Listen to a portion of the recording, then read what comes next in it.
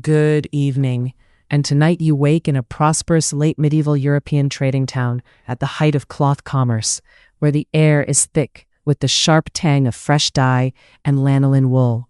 Bolts of rich crimson and gold rise along timber stalls, and a strip of velvet can be perfectly lawful on a bishop's cuff, yet quietly illegal on a merchant's collar by less than a finger's width. Hannah from Birmingham and Megan from Cork both commented on the last video and stayed with me until the end, and I am very glad you are here again. Tell me where you are and what time it is for you, just like Hannah and Megan did, and if you would like, please like and subscribe so you can fall asleep easily with me every episode.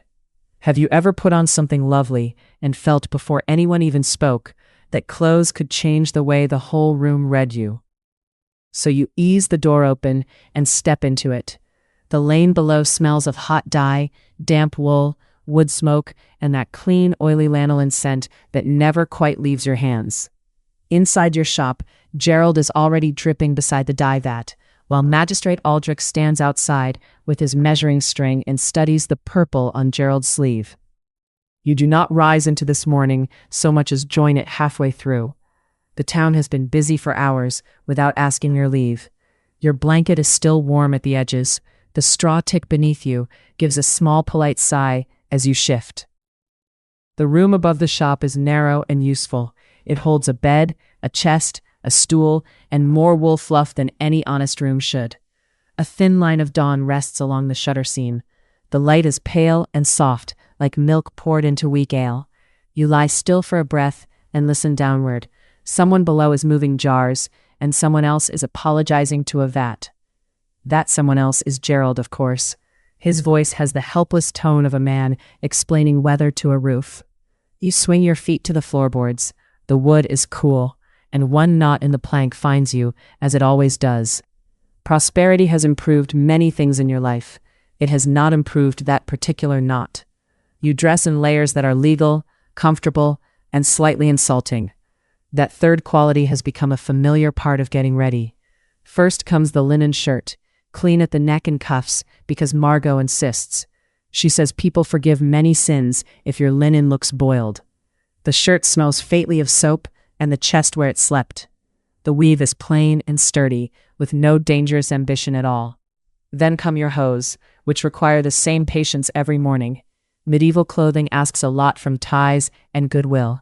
You knot them carefully and think, not for the first time, that buttons would save civilization. Civilization, sadly, is still very interested in sleeve laws. Your doublet is dark brown wool with modest points and sensible seams. It fits well enough to suggest success, but not so well that Aldrich would purr. That is the trick in this town. You must look prosperous without ever looking promoted by your own imagination. Your gown waits on the peg by the stair. It is lined in something allowed, trimmed in something debatable, and brushed to a soft matte hush. Margot made it for you after 3 evenings of muttering. She stitched as if arguing with 6 kingdoms at once. She has strong views about what counts as a lining. She has stronger views about what counts as a facing. Those views have saved you 4 fines already. You suspect they could save a small republic if given proper funding. You run your fingers over the sleeve edge before putting it on. The cloth is smooth and warm from the room, and very plainly not velvet. This is a shame, because you sell velvet of astonishing beauty. You could outfit half the street in soft, deep pile that catches the light like cat fur. You cannot legally outfit yourself in most of it. You are, in that simple sense, a baker forbidden bread. By the time your belt is fastened, the market below has found its full morning voice. Wheels knock over stones, geese complain, and someone laughs into the cold. The cloth quarter wakes by smell before sound. Dye reaches you first, sharp and mineral, with wet wool underneath like warm sheep and rain. Then come the other scents: walnut husk, ash, stale hearth smoke, onion broth, fresh rushes, and the faint iron smell of coins handled early. Your house and shop sit close to the guild hall. That is convenient for trade and unfortunate for legal literacy. Outside the hall hangs the magistrate's notice board. It is already crowded before the day properly begins. No one remembers when it was first put up. Every year, another layer of rule is pasted over the last, like pastry made by anxious clerks. From a distance, it looks like a pale wooden wall. Up close, it becomes a forest of lines, seals, dates, and stern handwriting. The columns climb nearly from bench height to the eaves. Some are fresh and dark. Some have faded into a color best described as official dust. People do stop to read it. Very few people finish reading it. A dyer might scan for mention of scarlet. A furrier might search for squirrel bellies and miniver. Everyone else hopes the dangerous parts concern someone richer. You once stood there with a mug of warm ale and honest intentions. By the third column, you were unsure whether your cap ribbon was a crime. That is often how the board works. It begins with certainty and ends with a headache. Some lines are wonderfully precise. A merchant's wife may wear this fur in winter, but only that fur in spring, and never with cloth of gold. Some lines seem written by a person offended by joy itself. No trains above this length, no slashes beyond that width, no silk where wool should know its place. Then there are the colors. Colors are where the board becomes almost poetic in its level of concern. Deep crimson for one rank, murrey for another, purple for almost no one worth mentioning in ordinary daylight. Purple in these rules is less a color than a small throne. It is the medieval version of a verified badge, only more expensive and less useful. A certain red says office. A certain blue says money that remembers being old money. A certain black says grief, dignity, or imported dye accounts. You live among bolts of these meanings all day. Your shelves are a library of social permission. A stranger could walk into your shop and read a town's order in cloth. He could know who sits near power and who only sells to it. Rank here is not hidden in a chest or written on paper first. It is worn plainly on the body, where every eye can sort it. A sleeve tells a story. A lining continues it. A hat often adds a rude little footnote. You know this because you sell garments to people who need to be understood instantly. They do not ask for fabric alone. They ask for safety, for display, for the right amount of envy. They ask to look exactly as important as the law allows. Sometimes they ask to look 1 inch more important. That is where trade becomes theology. You move down the stair with one hand on the rail. Beneath you, the shop is already bright with color and mild regret. Bolts of cloth stand on shelves from floor to beam. Crimson leans against tawny gold, blue against green, and sober browns sulk near the back. A folded length of scarlet broadcloth waits on the cutting table. Beside it lies a darker velvet that seems to absorb the room and improve it. There is silk too, though not much. Silk in this town behaves like gossip, expensive to acquire and impossible to keep quiet. You pause at the bottom stair and look around as if seeing the room for the first time. Prosperity still does that to you.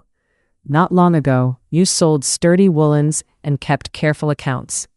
Now noble stewards visit your door and pretend not to bargain. The shelves answer back in rich colors.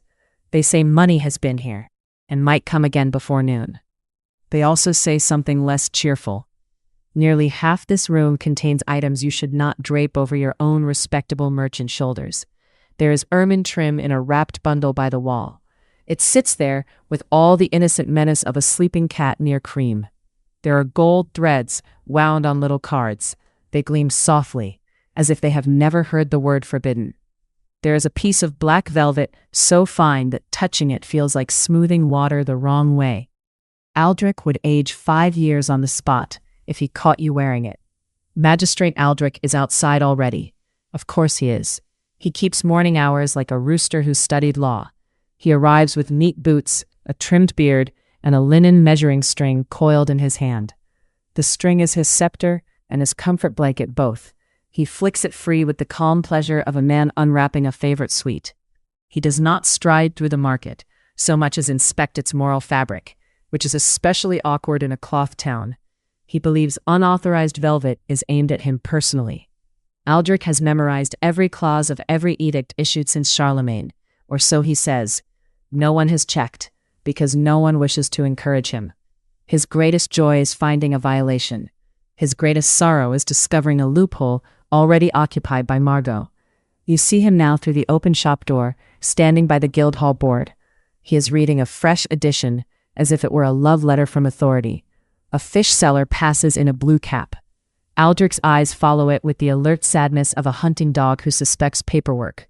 Lord Houghton would approve of that expression. He believes social order hangs by the thread of other people's hats. Houghton is a minor noble with major opinions. He once filed written complaints about a fishmonger's blue hat for 3 consecutive months. The hat survived. This still pains him. On the far side of the lane, the market opens itself like a box of trimmed ribbons. Traders lift shutters, unfold trestles, and knock sleep from their aprons. The wool merchants beat dust from folded lengths. The goldsmith's boy polishes clasps until they flash like trapped sun. A woman at the ribbon stall arranges little rolls in rows of cherry, cream, leaf, and soot. Each one is narrow enough to seem harmless and costly enough to be discussed. Further down, dyed yarn hangs in loops from a beam. The colors are so full, they look almost edible. Scarlet here, saffron there, a green like crushed herbs, and a blue as deep as evening under cloud. The whole street seems to have dressed before its people managed it. The sound is gentle and busy. Shears click, wood thumps, carts mutter over stones. A bell somewhere marks the hour without much urgency. A boy carries warm loaves in a cloth basket. Steam follows him like a blessing. You make a note to eat something soon. Your stomach agrees in plain and lawful terms. Before breakfast, however, there is Gerald. Gerald always arrives slightly before breakfast and slightly before disaster, as if guided by a private bell. He stands near the back workroom in a shirt that was meant to remain undyed. It now glistens with a sheen, best described as unfortunate royalty. The vat beside him is still steaming. It smells of wet wool, old wood, and the strange sharp bite of a color becoming expensive. Gerald is young, earnest, and cursed in a very specialized way. Give him plain brown, and he will discover a route to suspicious purple. Nobody can explain this gift. Gerald least of all. He turns when he hears your step. Purple has reached his cuff, his forearm, and one side of his jaw. I was aiming for chestnut, he says, with the tired dignity of a defeated alchemist. You look at the cloth draped over the pole. It gleams in the dim room with that heavy dark richness emperors have always found hard to share. Not bright plum, not cheerful violet. This is the serious kind of purple, the sort that arrives with rules attached. You pinch the edge between finger and thumb. The wool is damp, close woven, and astonishingly handsome. It is very nearly brown, you tell him kindly. Gerald looks hopeful for half a breath. Then he notices your expression and sighs into the vat. In another town, or another century, a purple mistake might merely annoy an apprentice. Here it wanders toward law as naturally as smoke wanders upward. That is the funny thing about clothing rules across history. People keep deciding that a color is too important to be left lying around. Roman rulers loved purple enough to guard it like treasure. Emperors in other lands reserved certain yellow shades with equally fussy devotion. In some courts, patterns belonged to office. In others, furs did. Humanity has rarely seen a fine fabric without wondering who should be banned from it. Your town follows this broad and very human habit with local enthusiasm. It is less interested in philosophy than in cuffs. Aldrich would say such rules preserve order. Margot says they preserve arguments. You find Margot exactly where useful people always are, which is already at work before being properly greeted. She sits by the front window with a basket of mending and an expression of resigned speed. Her needle moves so quickly it seems to skip steps. Thread flashes in and out of a sleeve lining while she mutters clauses under her breath. 2 fingers if ornamental, she says softly. 3 if devotional. 4 only for men who inherit too much. You have learned not to interrupt during recitation. It may be prayer, memory, or battle preparation. Margot glances up at Gerald's arm and then at the damp cloth on the pole. She does not even look surprised. Facing, she says. You wait. Experience has taught you that one word from Margot usually opens into a passage through the wall. If anyone asks, she continues, it is not the visible cloth of the garment. It is a temporary working facing. Gerald blinks. You blink too. She snips a thread with her teeth and resumes sewing. Temporary things commit fewer crimes. This is the kind of sentence that keeps your business alive. Margot should charge separately for grammar. You fetch Gerald a rag and a basin. He scrubs his jaw while trying not to make the purple spread into policy. At the door, Aldrich has begun his slow patrol. He moves from stall to stall with the contented air of a cat among cream jugs. He measures a ribbon width. He studies a fur edge. He pauses to inspect the sleeves of a brewer's wife, who endures this with saintly boredom. The brewer's wife has chosen sleeves so modest they might apologize on their own. Aldrich still checks them, because hope springs eternal in the magistrate. His string dangles from one hand like a pale worm. The other hand rests on a small tablet, where he notes findings in crisp, careful script. You suspect he sleeps with that tablet nearby. Perhaps it lies under his pillow and whispers infractions into his dreams. Outside, customers are already brushing dust from their cloaks and stepping into the lane. One wants broadcloth for winter gowns. Another wants scarlet braid for a servant's livery. Livery has its own rules, naturally. Once you begin assigning meaning to cloth, there is no peaceful end. A boy from the abbey arrives for a parcel wrapped in waxed linen. The abbey pays slowly but wears beautifully. You hand over the bundle and watch his eyes stray toward the better fabrics. Even a novice can spot velvet the way a child spots sugared fruit. He does not touch it. He is too well raised or too aware of Aldrich. That is how these laws work at street level. They train the eye long before they touch the purse. A fur collar at 10 paces tells you one story. A plain hood with excellent broadcloth tells you another. A noble woman in a loud ermine passes with 2 maids behind her. Heads turn not because she is loud, but because the fur announces a life arranged by rank. A rich widow walks by in deep black with fine linen at her wrists. Her clothing says money, grief, and independence in one quiet sentence. Then comes a cooper's daughter in simple blue wool, bright from new dye and honest work. Her dress says youth, effort, and perhaps a mother who likes clean seams. No one needs a herald for any of them. The body carries its own small document. You step back into your shop and rest a hand on the counter. The wood is polished smooth where years of bargaining have leaned on it. This place is both market and legal puzzle. Every shelf is stock. Every shelf is evidence. A folded velvet hood can become profit, favor, scandal, or all three by supper. A braid of gold thread can pass from locked drawer to lawful hem with the right surname attached. It is hard not to admire the absurdity. Human beings invented cloth to keep warm and immediately added hierarchy, panic, and decorative trim. There is comfort in the routine of it all, though. Even the strangest rules settle into ordinary habits once enough mornings pass. You know which customers ask for plausible grandeur. You know which ones want the best wool disguised as modesty. You know which wives send servants because they do not wish to be seen choosing a fabric too splendid. You know which husbands pretend not to know the difference. You also know your own limits by heart. No cloth of gold on your person, no illicit velvet display, no overbold fur declaring a birth your parents neglected to provide. This does not stop you from appreciating them professionally. Appreciation remains so far legal. You lift the edge of that black velvet once more. It spills over your hand like night trained to behave. Then you set it down and reach for your lawful wool sleeve. It is respectable, warm, and about as thrilling as boiled turnips. Respectable clothing has many virtues. From outside comes the dry little snap of Aldrich's string unfurling again. Someone has given him cause to feel needed. Aldrich clears his throat in the lane. Even that sound carries regulations. Gerald, now cleaner, peers through the doorway with a face of devoted concern. Do you think he saw it? He saw everything, says Margot, without looking up. This does not seem to trouble her. She has the calm of a woman who could outwit 6 paragraphs before her tea cools. You finally pour yourself a cup from the small pot near the brazier. It is not good ale, but it is warm and honest. The first swallow tastes of grain and heat. It steadies the room into its familiar shape. The market light grows richer by the moment. Crimson bolts catch it first, then gold braid, then polished buckles, then the pale smoothness of dressed linen. Dust floats in the sun by the doorway. It turns lazily, as if even the dust in a cloth town prefers fine display. A bell sounds from the guild hall. Men glance up. Women do not bother unless they are owed money.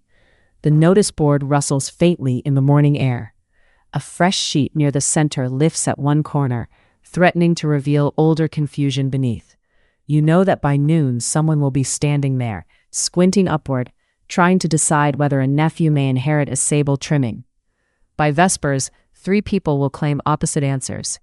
This is how a wardrobe becomes a legal document, not all at once, but line by line, cuff by cuff, until your body reads like a charter. The law does not simply ask that you be clothed, it asks that you be legible. That idea is old, and it travels well. Empires loved it, cities loved it, families with one title and no patience loved it most of all. Your town has given the idea ledgers, seals, and a board outside the guild hall. It has also given it Aldrich, which feels excessive. Still, there is a kind of sleepy charm in the system when viewed from a safe stool with warm drink. Everyone is dressing for an extremely strict feast where the menu is social position, where the right thing and the day glides, where the wrong trim and 6 eyebrows rise at once. Aldrich appears in your doorway at last, framed by the bright lane and his own sense of purpose. His measuring string rests across his palm like a pet snake. "Good morning," he says. He is already looking past you toward Gerald's pole and the back room damp with expensive accidents. You stand in your shop before breakfast, with a fold of purple cloth over both hands. It shines in the window light like wet plum skin. It smells faintly of salt, smoke, and old wool oil. Gerald the dye boy is staring at it with the face of a man betrayed by a bucket. He swore the vat held plain brown yesterday. It now glistens with a tone that seems ready to demand tribute. Margot does not even look up from her needle. She says it is illegal in at least 3 kingdoms. She says this the way other people mention rain. Her thread moves so fast, it seems to know the law itself. Outside the guild hall, the magistrate's notice board sags under pages of clothing rules. The sheets flap in the wind like nervous geese. Nobody reads them all, except Aldrich, which explains a great deal. You smooth the purple cloth with your thumb. The nap lies one way, then another, like a cat changing its mind. For a moment you can almost see why rulers grew possessive. Some colors do not sit quietly in a room. Purple was the worst for that. Purple had the manners of a crowned guest and the price of a bad dream. In the old Mediterranean world, that famous purple came from sea snails, which is a rude way to make luxury. Workers gathered shell after shell from rocky shores. They cracked tiny glands from each creature with patient, smelly fingers. The dye vat stood close to the sea because the process was not shy. The smell was part tide pool, part fish market, part determined chemistry. It soaked into aprons and hair. It likely followed people home and sat at supper with them. The liquid started pale and then changed in air and sun. Green shifted toward blue, and blue settled into deep red purple. It was slow work for very little color. You needed heaps of shells for a small strip of cloth. That is why purple could cost more than cents would allow. An ounce might rival a laborer's whole year of wages. Imagine counting pennies all winter for bread and lamp oil. Then imagine that same sum disappearing into a sleeve edging. This was not a cheerful little craft fair color. Purple was the ancient version of a verified checkmark. It was a subscription tier worn on the body. Most people could admire it only from a respectful distance. You can picture a Roman street at midday, bright with dust and white stone. A senator passes with a purple stripe on his toga. The stripe is not huge, though it does not need help. That band tells everyone who he is before he speaks. Cloth was a kind of public paperwork then. Roman dress loved clear signals. A narrow stripe meant one office, and a broad stripe meant another. A general on parade had his own rich colors. An emperor, of course, had no reason to be modest. By late Rome, emperors became fiercely protective of purple clothing. A full purple cloak began to feel dangerously close to the throne. Some rulers reserved certain shades entirely for themselves. Others narrowed the rule with great seriousness and very small wording. Aldrich would have adored such edicts. He would have slept with them under his pillow and a measuring string in hand. The penalties for wearing imperial purple without leave were not playful. At best, you could lose the cloth and your money. At worst, the state asked harsh questions about why you looked imperial on a Tuesday. Ancient governments rarely enjoyed that sort of joke. So you did not simply buy a purple robe and hope for charm. The whole system worked like an aggressive nightclub dress code. Only the bouncer was the emperor. The cover charge might be your estate, which really spoiled the evening. There was practical sense beneath the fuss. When power depends on being seen, color becomes a tool of government. In a crowded forum or a court hall, one glance could sort people faster than any speech. Purple also tied up wealth and trade. Rare dyes meant ships, ports, taxes, merchants, and a steady stream of silver. If everyone wore imperial shades, the symbol grew dull. Rulers prefer their symbols sharp, expensive, and slightly uncomfortable for others. You know this feeling in a smaller way. Half your best shelf stock feels too grand when draped over your own arm. You may sell a thing with a bow and a smile. Wearing it yourself is where the trouble begins. Back in your town, the forbidden color is often not purple at all. It is scarlet, or crimson, or some dangerous shade between them. Bolts of red cloth stand stacked under the timber stalls. They glow like banked coals beside sacks of undyed wool. The air here smells of wet fleece and sour dye. There is also the sweet dust of fuller's earth in the lanes. Medieval people used red in many ways, and the words could be slippery. Scarlet often meant a fine wool cloth before it meant a single neat shade. It was usually well made and carefully finished. The nap was shorn smooth until the surface looked rich, even in weak light. Crimson and scarlet often came from costly dye stuffs. Kermes insects gave deep warm reds, and the cloth might be dyed again for strength. The color on the back of a sleeve carried the work of whole streets. Spinners prepared the yarn. Weavers set the cloth tight. Fullers beat and washed it. Dyers coaxed the red forward in stages. Then came shearing, pressing, and careful folding. By the time it reached your shelf, it had lived many lives already. No wonder kings and councils began naming who could wear it. Red cloth was practically a walking account book. In medieval England, laws often tied scarlet and rich furs to rank, income, or office. A knight might wear what a tradesman could not. A prosperous merchant might afford the cloth and still fail the paperwork. In France, court rules also fussed over strong reds and expensive stuffs. The goal was not beauty alone, though beauty was clearly involved. Rulers wanted social order visible at dinner and at market. They also liked keeping luxury spending pointed in approved directions. If a noble wore scarlet and a brewer wore scarlet, the old neat picture of society blurred at the edges. That blur worried people much more than you might guess. Medieval minds liked labels almost as much as Margot liked sharp scissors. Margot can recite 6 kingdoms of loopholes while hemming a sleeve. She mutters clauses under her breath like a tired church bell. She has saved you from fines 4 times by arguing about linings.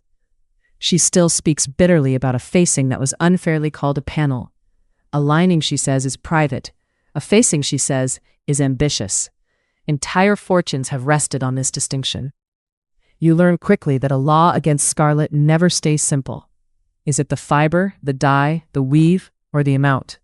Does a red hood count if turned inside out in rain? Can your wife wear crimson laces if the gown stays brown? These are not silly questions in your world. These are the questions that keep shutters open. Because scarlet was not just a color. Scarlet was money processed through wool, water, hands, and beetle-sized miracles. It made sense for rulers to watch it. Expensive cloth signaled status, and status was one of their favorite hobbies.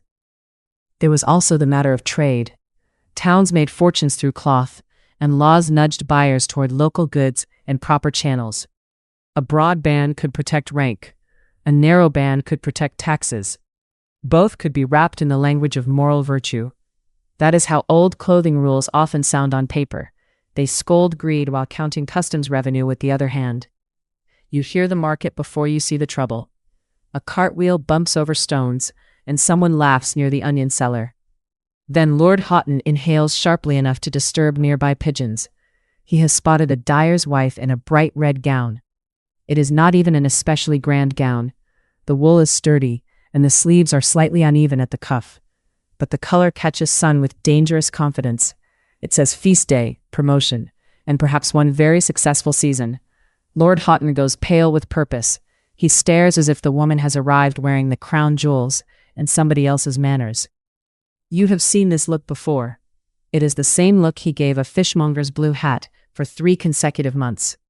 He asks 3 people if the red is scarlet. He asks 2 more if her husband recently bought foreign dye stuff. By noon, he is drafting a formal complaint in his tiny, careful hand.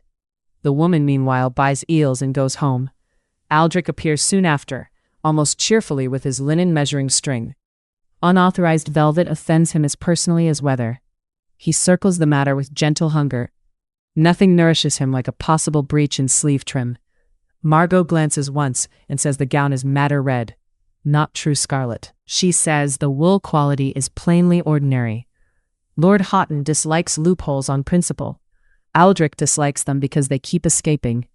Margot thrives on them like a small stern plant. You stand behind your stall and try not to smile. In your trade, color can start more paperwork than bad debts. When you think the whole business cannot grow stranger, yellow enters the room as calmly as morning butter. A traveler once showed you a scrap of Chinese silk. It shone with a clear, warm yellow that seemed almost lit from within. Not mustard, not straw, and not the tired beige of old parchment. This was palace sunlight woven into threads. In imperial China, yellow became deeply tied to the emperor. It carried ideas of the earth, the center, and rightful rule. That made it more than pleasing to the eye. It made it part of how the world was arranged. Some shades, especially bright imperial yellow, were restricted by law or custom to the ruling house. Dragon robes took that color with astonishing seriousness. So did cushions, banners, and certain roof tiles in palace spaces. The ban was not always one simple rule for every century. China had many dynasties, and each loved its own details. But the broad pattern remained familiar. Yellow near the throne was not ordinary yellow from a village sleeve. You can imagine the court from a respectful distance. Silk rustles softly, polished floors reflect lamplight, and everyone knows where to look. In such a place, color does part of the speaking. Before names, before seals, before the first bow, the hue announces rank. A common official in bright imperial yellow would not seem fashionably daring. He would seem confused, or dangerous, or both. So laws and customs closed around the color. Some people could use softer yellows, while the central tone stayed guarded. That seems extreme until you remember how large empires function. Clear signs save endless explanations across long halls. It also protected the emperor's image from copycats. Governments everywhere dislike visual forgery, even when it arrives as tasteful silk. Again, there was plain good sense inside the ceremony. If one color marks the center, the state keeps the color tidy. You know the feeling from your own shelves. A rare shade needs guarding, because somebody always wants to wear the ledger. If purple was one kind of ancient power, and scarlet another, yellow offered a quieter kind of command. It did not need to shout. It sat there warm and certain, like a lamp already paid for. You sometimes think rulers preferred colors for the same reason merchants do. A good color works before anybody starts arguing. That is why these rules appear again and again across places that never shared a market square. Rare dyes cost money, fine cloth stores value. Visible difference helps sort crowded societies with ruthless efficiency. Clothing was portable wealth in a way grain never was. You could wear a month's profit across your shoulders. You could also turn up dressed above your station and make everyone nervous. Old governments noticed this immediately and wrote a law by supper. The law might mention modesty and virtue. It usually also meant taxes, rank, and control of imported luxury goods. People in power wanted society readable at a glance. They preferred not to squint at a cuff and guess. For merchants like you, this produces a charming problem. Your best stock is often the very thing you cannot safely model. You sell to men richer by birth than by skill. You sell to wives whose maids know more law than their husbands. You also sell to people who ask, very casually, whether a hidden panel counts if nobody lifts the sleeve. Her opinions on trimmings have the moral force of weather and the speed of scissors. She can turn a forbidden display into a legal garment by shifting a seam half a handspan. Aldrich hates this with weary admiration. His greatest joy is finding a violation, and his greatest sorrow is a loophole. Gerald, meanwhile, continues to produce suspicious colors from innocent instructions. He goes in for beige, and returns with political consequences. Yesterday he lifted a dyed skein from the vat and blinked at it in silence. It looked exactly like expensive trouble. You hung it in the yard anyway. Even the pigeons seemed to understand it was above their station. At dusk, when the market thins, you sometimes walk past the notice board outside the guild hall. The pages are packed with dense columns of rules. They seem written by men who feared sleeves on a spiritual level. There are clauses for cloth of gold. There are clauses for silk. There are clauses for red, purple, and fur. Some lines are so tangled they feel like knitted fog. Yet each one began with a simple worry. Who gets to look important? Who pays for luxury? Who may dress like power without actually holding it? It is almost comforting in its pettiness. Human beings cross centuries with astonishing fidelity to small vanities. Even the grandest color begins in humble places. Purple starts with shells and stink. Scarlet begins with insects and patient dying. Yellow begins with thread, light, and careful permission. Then rulers climb on top and call the whole thing order. You cannot entirely blame them. A court, a city, and a market all run on signs people understand quickly. Still, there is something funny in seeing half the town perform rank through stockings and sleeve bands. Wearing unauthorized ermine in 1340 was rather like arriving at a quiet lunch in a full ball gown. It could be done in theory. In practice, everybody would speak of little else for months. Lord Houghton would certainly write about it in duplicate. He would likely choose the good ink. Yet people kept testing the edges. A richer lining here, a brighter red there, a yellow ribbon almost, but not quite too fine, because people enjoy beauty more than regulations expect. They also enjoy looking one rung higher than yesterday. Your customers prove this daily. They ask for humble cloth with a better drape, sober colors with a richer depth, modest trim that somehow glows. What they want is not merely warmth. They want a story told quietly on the body. Rulers knew that very well. That's why they cared so much about certain shades. A color could say office, bloodline, tax bracket, imperial favor, or dangerous ambition before breakfast. It could also say none of those things and still cause a scandal, which may be the most human outcome. Tonight you fold the purple cloth back onto the shelf. Your hands move slowly, because expensive fabric rewards calm behavior. The wall gives a soft, dry whisper as it bends. The color deepens in the dim light, like wine settling in a cup. Somewhere in the back room, Gerald drops a spoon into a vat. Margot sighs in 3 separate legal systems. Outside, Aldrich is probably measuring somebody's sleeve by moonlight. Lord Houghton is likely drafting another complaint about red. And you, newly prosperous and slightly illegal by inventory alone, stand among your glowing bolts and think a peaceful thought. In every age, somebody decided a color was too good for ordinary people. In every age, ordinary people wanted it anyway. That's the whole soft absurdity of the matter. Cloth warms the body, and color warms the imagination, and law arrives to keep count. So you bank the lamp and close the shutters. The shop holds its smell of lanolin, wood, and fate-forbidden dye. The shelves gleam with crimson, gold, and problematically noble shades. Half the district wants them, and half the district forbids them. Tomorrow you will sell carefully, dress modestly, and trust Margot more than any printed notice. You will nod to Aldrich with great innocence. You will avoid Lord Houghton before he reaches the subject of red. And you will tell Gerald once again to make something plain. He will nod earnestly, and the vat will probably produce empire. By the door of your shop, a pair of long-pointed shoes waits on the bench like 2 patient herons. Their leather smells warm and clean. The points curl upward so far that they seem to have their own ambitions. You run a thumb along the seam. The edge is neat and tight. The lining is soft kid skin that would flatter any foot born to better paperwork. Outside, the market air carries wool grease and sharp dye. Crimson cloth hangs from the stalls like sunset caught on pegs. Across the square, the Guildhall notice board is hidden under fresh rules again. Dense lines cover the planks from top to bottom. Nobody fully understands them, which only makes them feel more official. You understand one part very well this morning. Half your shelves are legal to sell and illegal to wear. The shoes on the bench are poulains. They are handsome in a way that asks for trouble. A plain round toe says bread and errands.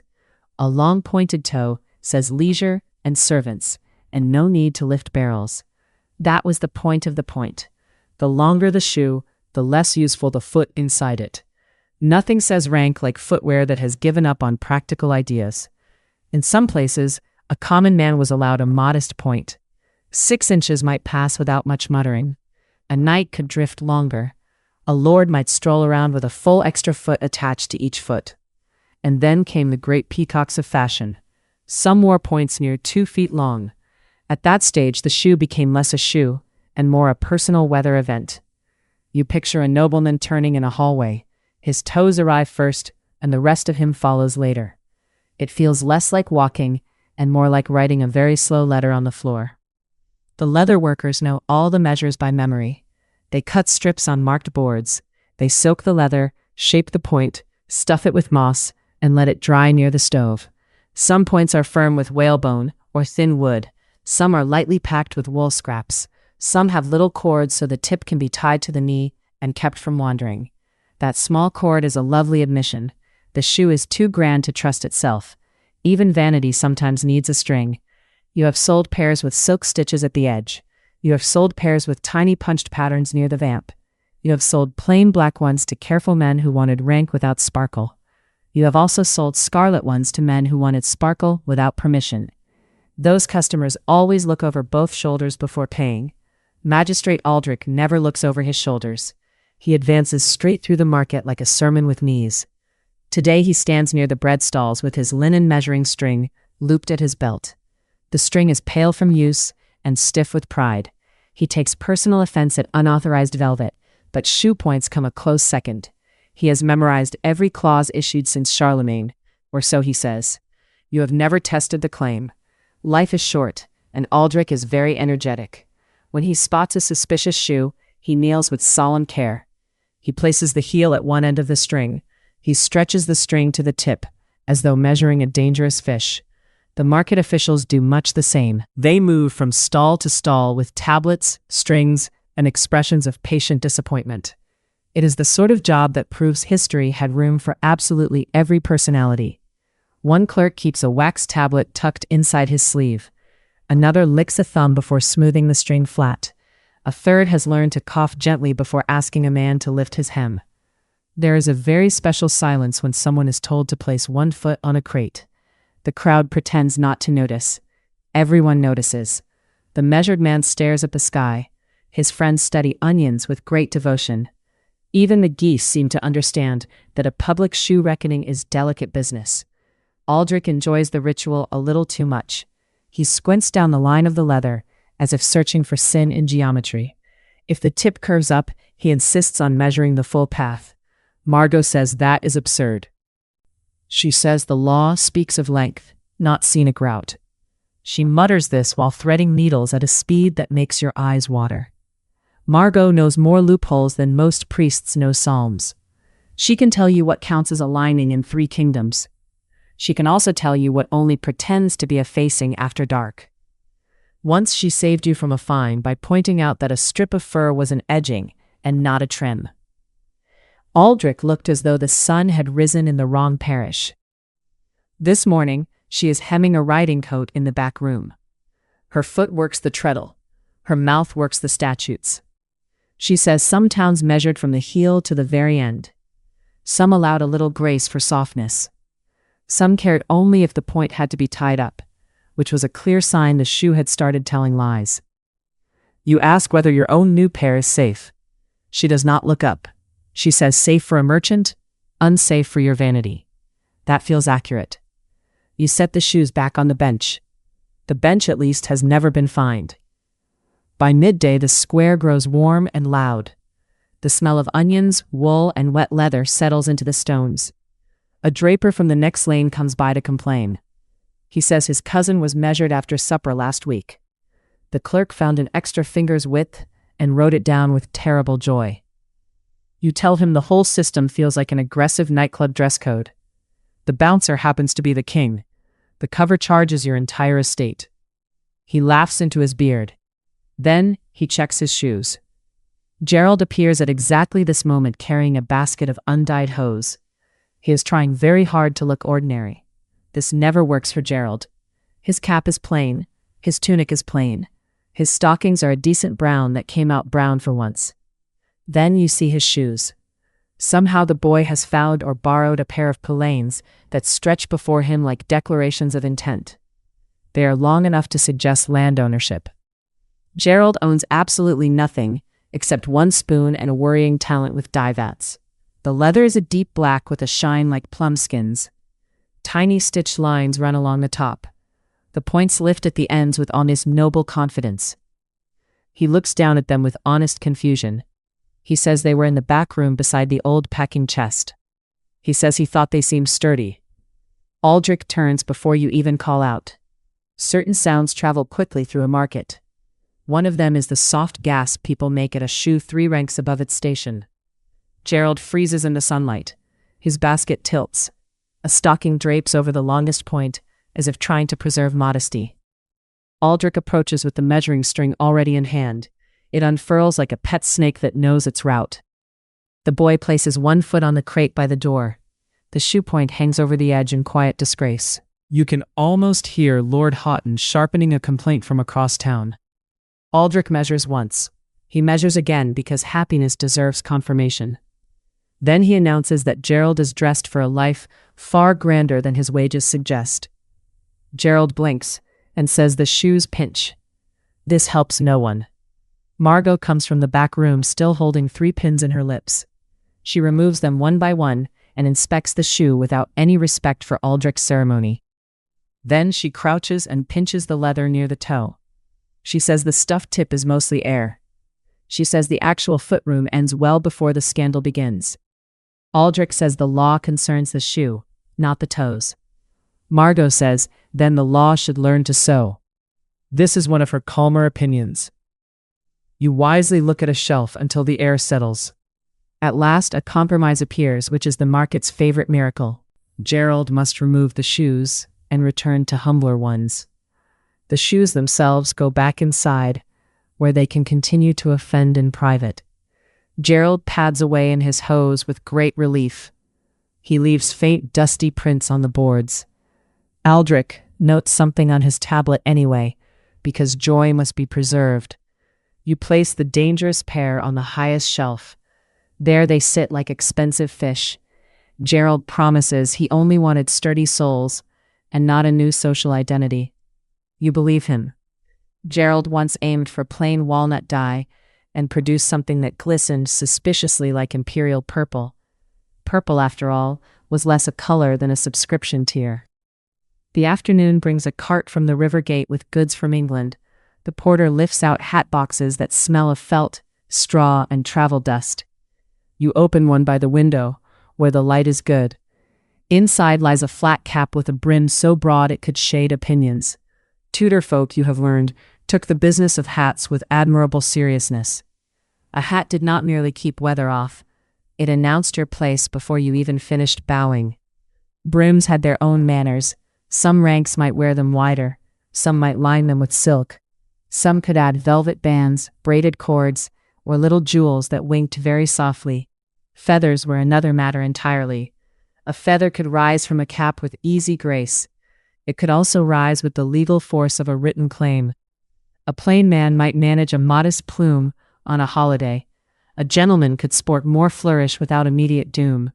A great lord might look as though a well-dressed bird had agreed to live above his ear. Trim mattered as much as shape. Satin, velvet, cloth of gold, and certain fine furs belonged to the upper shelves of society. The wrong band on the right hat could still ruin your afternoon. You lift a dark felt hat and stroke the nap one way and then the other. The surface changes with the light. It is smooth as a cap that has forgiven you. Inside the crown, a narrow strip of silk protects the edge. Outside, a band of black velvet sits so quietly that it almost escapes notice. Almost, of course, is where Aldrich lives. There were rules in Tudor times for who might wear what around the brow. Some men could trim hats with silk, some with velvet, some with precious cloth, some with nothing richer than good honest wool and lowered expectations. Even brim width could whisper rank. A broad shadow around the face felt grand on purpose. It made the head larger and the body more important, which seems to have impressed everyone for centuries. You imagine the whole business as a legal halo made of felt. Some halos were licensed, some were not. Lord Houghton would have adored it. He already writes complaints when a baker's wife wears too bold a blue. He once pursued a fishmonger's hat for 3 consecutive months. His letters arrive folded with great dignity and poor spelling. The guild clerk reads them with the calm face of a man skinning onions. You own a cap with a neat silk edge hidden under the brim. It is visible only when the wind behaves rudely. Margot says that technically saves you, which is the kind of comfort only a tailor can offer. Aldrich disagrees in spirit. He says hidden luxury is still luxury. Margot says hidden luxury is called lining, and the law may kindly learn the difference. That word leads everyone naturally to sleeves. In this age, sleeves are never content to remain at the end of an arm. One winter coat hanging in your shop has sleeves wide enough to shelter a loaf. Another tapers close at the wrist and fastens with tiny cloth buttons. A third trails a false hanging panel that serves no work at all and every social purpose. Across Europe, courts developed sleeves like arguments. Some were long and drooping. Some were puffed at the shoulder. Some were slashed so the shirt beneath could bloom through in tidy white loops. Those openings were not accidents. They were windows for money. If a rich lining peeped through, that peep had probably been licensed by birth. Margot sorts sleeve pieces on the table in pairs. She lays wool beside linen. She lays silk beside fur. She speaks to the cloth as if it is a difficult choir. In some places, she says, the law cared exactly how much lining showed. A hand's width might pass. More than that could become a matter for clerks and size. Elsewhere, the trouble sat in the sleeve length itself. A merchant might wear a practical cuff. A nobleman might sweep crumbs from 3 counties simply by reaching for a cup. At certain courts, fur on the sleeve edge belonged high above your station. At others, the slash mattered more than the fur. At others still, everyone was arguing about whether an inner band counted if you could only see it in motion. That last question delights Margot in a weary way. She says fashion law often depends on people standing very still. She once turned a risky sleeve into a lawful one by moving the velvet from the outer edge to the hidden facing. The coat looked almost the same. Aldrich suffered visibly. You watch her now as she rolls a strip of crimson inside a black cuff. She catches the edge with tiny stitches. The red vanishes until the wearer bends an arm to greet someone. There is a lesson in that small red flash. Clothing rules were not only about cloth, they were about choreography. Raise your arm too high and you reveal a forbidden lining. Bend too low and a rich underskirt appears. Sit carelessly and your belt mount, purse, dagger strap, or jeweled chain begins making legal statements without your consent. Accessories were small, but never harmless. A belt buckle could speak above your rank. Gloves with scented leather could drift into forbidden company. A purse with metal mounts might tell a more ambitious story than your tax record supported. In some courts, even the length of a girdle mattered. The way it hung could mark fashion, rank, and alarming levels of free time. Tassels had opinions. So did aiglets, which are those tiny metal tips that make laces look richer than they feel. You keep a tray of such things near the counter. There are pewter hooks, bone buttons, braided cords, and little Latin tags with soft gold color. Customers pick them up as if touching ordinary objects. The law, meanwhile, sees tiny speeches. One widow from the north asks for dark ribbon and nothing shiny. She says her brother-in-law notices everything. You sell her plain wool tape and tuck the silk back under the cloth. A young clerk wants sleeve points with bright metal ends. Horn is less thrilling, but it does not invite genealogical questions. In France, in Italy, in the German towns, each court found fresh ways to sort bodies by edges and endings. One place fussed over trains, another fussed over slashes, another reserved sable, ermine, or cloth of silver for a narrow little mountain of people at the top. Wearing unauthorized ermine in 1340 was much like arriving at a plain midday meal in a full ball gown. It could be done. Everyone would discuss it until spring. The strange comfort of these rules is how ordinary they became. Someone had to cut the fur. Someone had to sew the braid. Someone had to keep track of whose collar was legal on Tuesdays. You are that someone, often enough. Prosperity has given you a good counter, stout shutters, and a daily chance to sell things that would betray you on sight. Sometimes a noble customer buys a sleeve lining finer than your own Sunday shirt. You fold it carefully in paper. Then you wave goodbye while wearing wool respectable enough to disappoint a moth. There is a certain comedy in that. You live among rich cloth like a baker living above sugared cakes while eating yesterday's crust. By evening, the hat boxes are stacked by the stairs. The shoe shelf is once again dangerous. Gerald has returned to sensible shoes, with toes that stop where the foot stops, which seems a healthy civic principle. He carries a kettle from the brazier and pours water into the dye-rue jars. Steam lifts with a smell of minerals and damp wood. Nothing about him suggests nobility now, except his gift for accidents. You ask if he has learned anything from the morning. He says yes. He says shoes should not arrive before the wearer. Margot snorts softly. Then she tells him to fetch thread and not a dynasty. The light thins over the market square.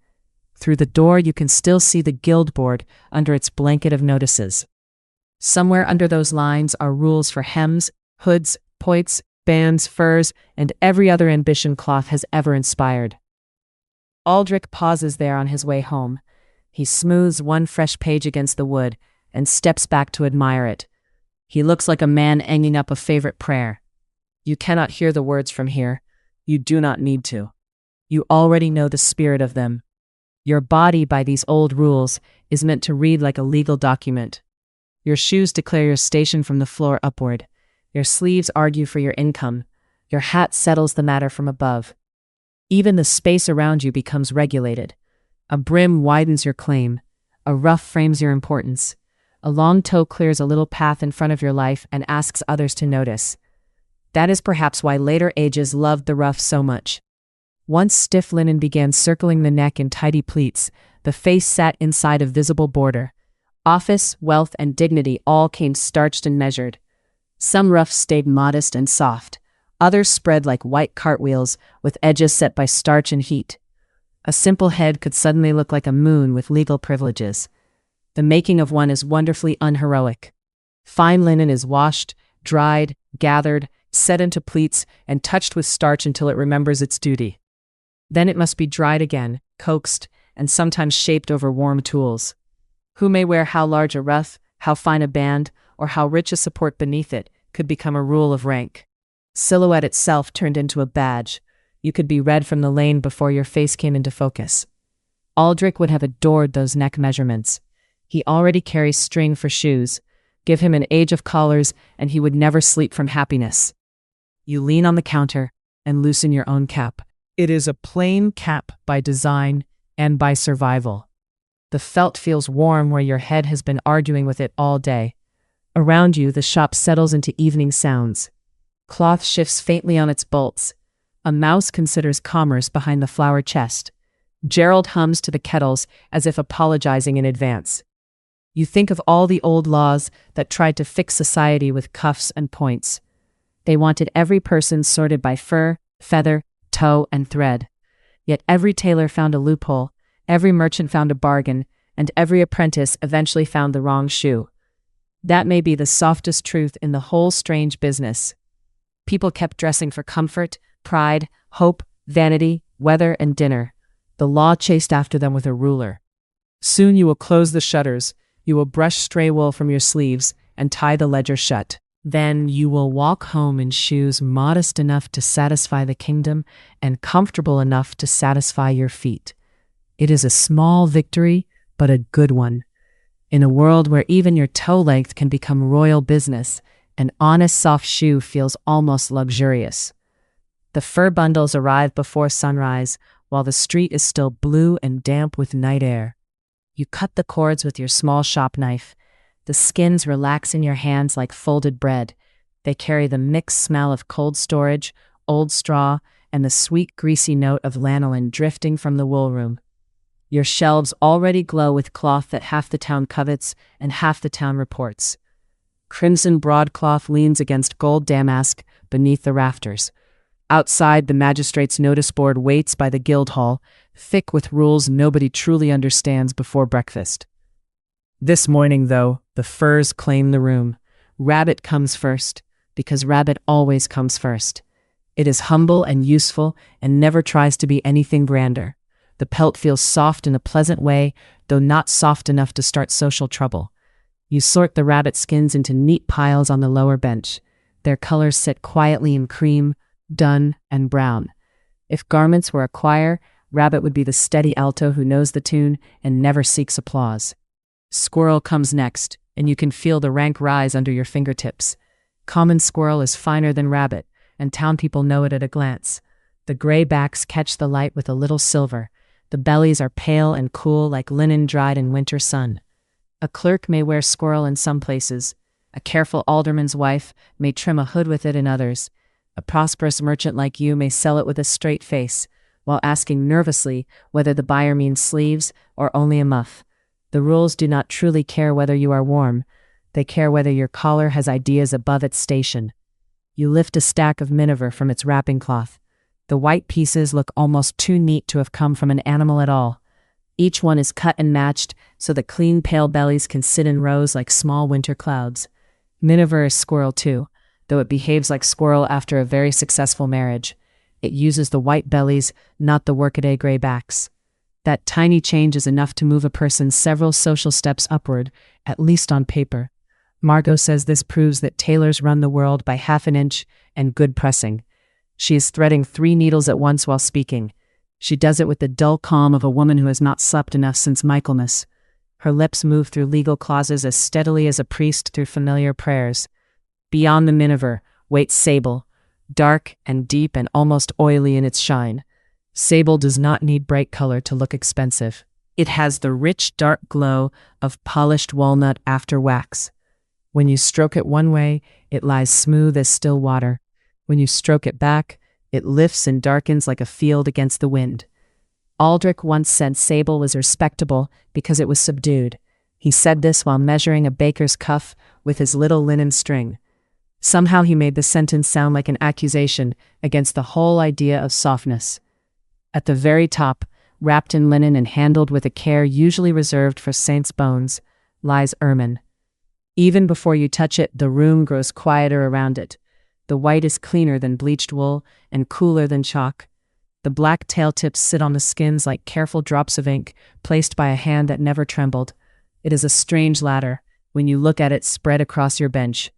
Rabbit at the bottom, then squirrel, then miniver, then sable, then ermine beyond ordinary reach. A collar can announce your exact place in the world before you even clear your throat. You are a cloth merchant with good accounts and fresh profits. You own 3 ledgers, 2 apprentices, and a lockable chest for silver. Yet half the things on your shelves would become illegal the moment they touched your own shoulders. That is the joke at the center of your trade. You may sell the dream, fold the dream, price the dream, and brush the dream free of lint. You simply may not wear the dream home to supper. The town understands fur the way it understands church bells. Everybody knows the order, even when they pretend not to. A rabbit lining says one thing. A squirrel hood says another. Miniver suggests money with paperwork behind it. Sable says lineage, or at least strong confidence and a weak magistrate. Ermine says you belong very near the top. It is less a fur than a public announcement written in white and black. Purple may be famous in old stories, but fur works the same way. It is a medieval verified checkmark, stitched around your neck. The subscription fee is ancestry, and renewals are regrettably not handled monthly. You carry a bundle of squirrel to the front room where light is better. The window horn lets in a pale sheet of morning. Dust turns slowly in it, and each floating speck seems briefly rich enough for sable. Across the square, the Guildhall door opens. Someone is already reading the notice board with the patient despair reserved for clothing rules and tax grain. The page looks as dense as dried herbs pressed flat between boards. Aldrich appears beneath it almost at once. He has his measuring string looped over one wrist like a pet snake. He scans sleeves the way other men scan weather. Unauthorized velvet pains him personally, as if each soft inch were aimed straight at his heart. He once found a loophole in a widow's hood, and looked so disappointed that even she pitied him. You know these rules well enough to fear them, and poorly enough to keep checking. A rabbit collar might be allowed for tradesmen in one edict. A later clause may limit the width. A local order may add winter exceptions, then remove them after Candlemas. Lord Houghton keeps copies of all such changes in a cedar chest. He treats them like holy relics and social ammunition. If a dyer's wife appears in a color or trim above her place, he writes a complaint before his soup cools. He complained about a fishmonger's blue hat for 3 straight months. The hat itself looked tired by the end. Still, the fur ladder stays surprisingly clear. Rabbit is for the many. It warms linings, cuffs, capes, sleeping robes, and small children's mitts. It wears down honestly, leaves little hairs on dark wool, and asks only to be dried well after rain. Squirrel belongs a little higher, and people know the difference in the market. Its cut pieces join into rippling patterns that look effortless, though the matching takes sharp eyes and patient fingers. Miniver begins the world of visible privilege. You see it on hoods that frame pale faces during feast days. You see it on sleeves that hover carefully above muddy streets. You see it in church, where everyone pretends to be looking at the altar. Sable rarely comes near your bench without a seal, a letter, or a servant with excellent posture. It is too rich, too soft, and too clearly meant for those who need no practical defense for owning it. Sable never pretends to be sensible, and ermine sits above even that. Ermine does not merely warm the body. It organizes the room before the wearer says a word. The strictest rules gather there. In many places, ermine belongs only to royalty and the highest nobility. Not to successful merchants, not to ambitious guildmasters, not to their very hopeful cousins. Certainly not to a cloth seller who knows exactly how lovely it feels under candlelight. In your own town, real ermine appears so rarely that the apprentices stop chewing when a parcel enters. There are, practically speaking, only a few people within comfortable riding distance who could wear it without trouble. Everyone else is simply admiring from a legal distance. That is why the fur can feel almost imaginary. You handle bolts of scarlet daily, and you can usually find a buyer for gold thread. Ermine, by contrast, arrives like a rumor with stitching instructions. Today, the parcel bears 3 seals and 1 note written on expensive paper. You untie it with newly washed hands because even your confidence has limits. Inside, the small white skins lie nested in tissue. The black tail tips are left on, each one dark and distinct, because ermine without its marks would lose half its meaning. Margot comes over at once and stands very still. She does not touch the parcel until she has tucked every loose thread from her sleeve. Then she lifts one skin between finger and thumb. Her face takes on the grave respect usually seen when priests uncover a reliquary or when someone brings in pastries still warm from the oven. "It is for a mantle border," she murmurs, already counting. The strict restriction on ermine is not just about owning it. It is about wearing it openly and in the right manner. A prince may line a mantle with it. A great lady may edge a ceremonial robe with it. A lesser person may admire it from a dignified distance and keep walking. Some laws permit the very highest nobles a measured use. Some reserve the finest ermine entirely for the crown. Some split hairs so carefully that even the hairs look tired. Margot knows which kingdom prefers broad fields and which insists upon narrow bands. You know only one useful thing with certainty. None of those kingdoms had you in mind as a lawful wearer.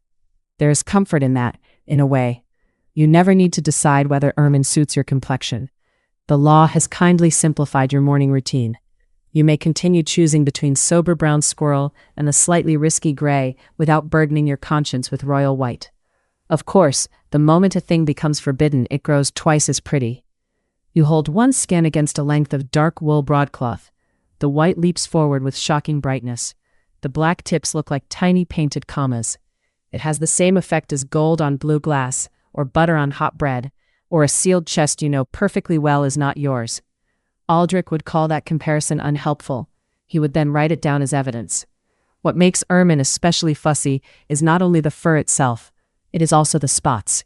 Those black tail tips are not random decoration. Their number and spacing may declare rank with the precision of coin weights. A broad border thick with regular spots suggests one level. A narrower strip with fewer marks suggests another. Too many can become a crime before dinner.